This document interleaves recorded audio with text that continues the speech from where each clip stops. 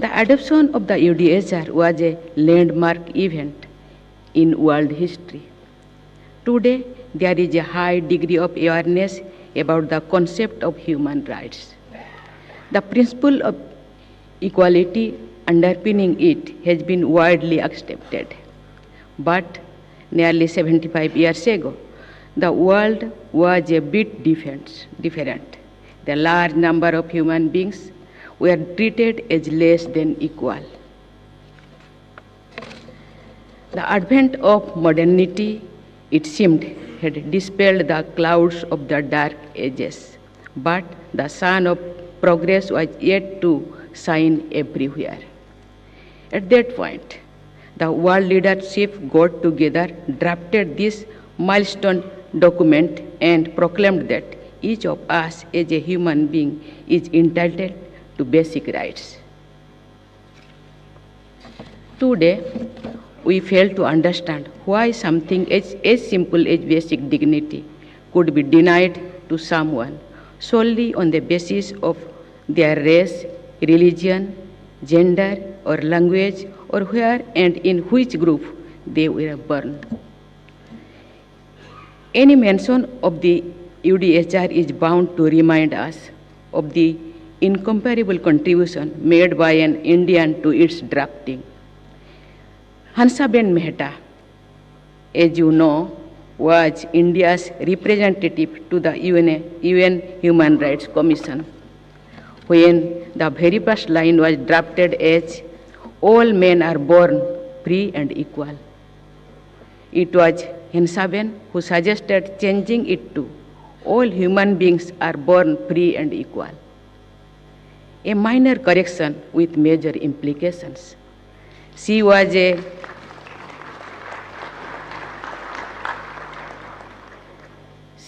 disciple of Gandhiji and widely participated in the freedom struggle, which I think explains her refined sensitivity. Yet, progress towards equality has been a slow journey in many places. The text of the UDHR is said to have been translated into more than 500 languages, which makes it the most translated document in history.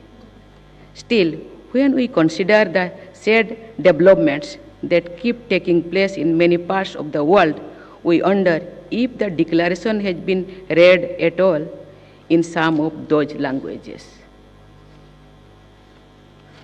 Ladies and gentlemen, the fact remains that human rights are a work in progress around the world.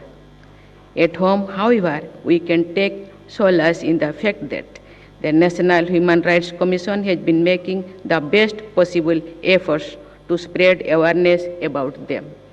Now, in its 30th year, the NHRC has done a commendable job of protecting as well as promoting human rights. It also participates in various global forums for human rights. India is proud of the fact that its work has been appreciated internationally. It has been enjoying the status of accreditation with the global network of national human rights institutions called GANHRI.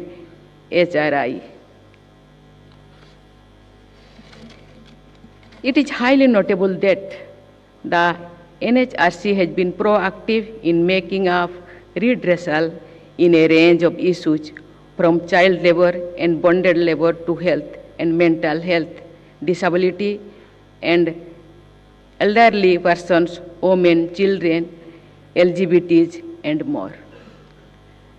During the COVID-19 pandemic, I am told a team from the NHRC visited a hospital to ensure no one was denied admission and treatment. It is also prepared and issued advisories to ensure all human rights were respected in the authorities' response to the pandemic.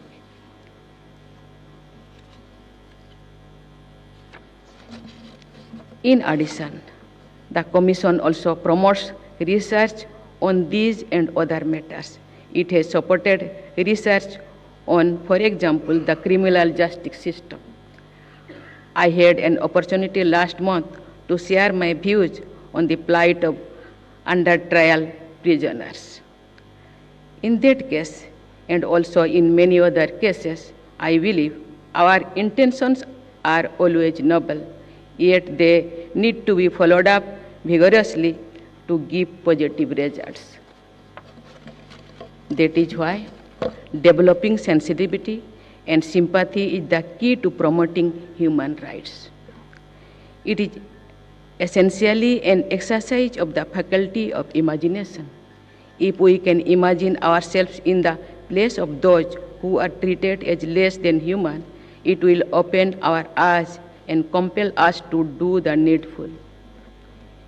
You might have heard of the so-called golden rule, which says, treat others as you would like them to treat you.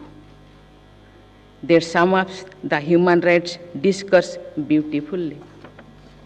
Ladies and gentlemen, today is the beginning of the worldwide year-long celebration of the 75 years of the UDHR. The United Nations has chosen dignity, freedom, and justice for all as the theme of the year 2022. That is close to the ideals expressed in the preamble of our Constitution. What do we mean by justice? The preamble explains it is justice, social, economic, and political. I have said before that we would strive to expand the notion of justice. Over the past few years, the world has suffered from a high number of natural disasters caused by unusual weather patterns. Climate change is knocking on the doors. People in the poorer nations are going to pay a heavier price for the degradation of our environment. We must consider the environmental dimension of justice now. The challenge of climate change is so enormous that it forces us to redefine rights. 5 years ago, as you know, the High Court of Uttarakhand had held that the Ganga and Jamuna River have the same legal rights as human beings.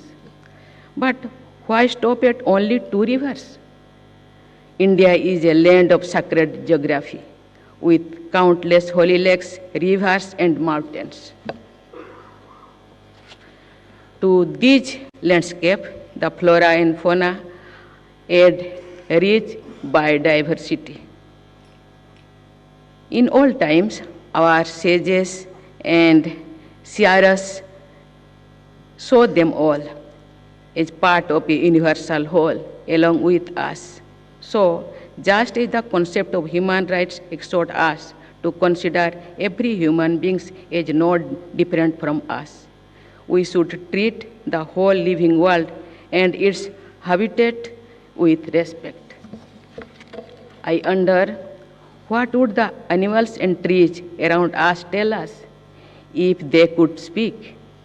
What would our rivers say about human history, and what would our cattle say on the topic of human rights?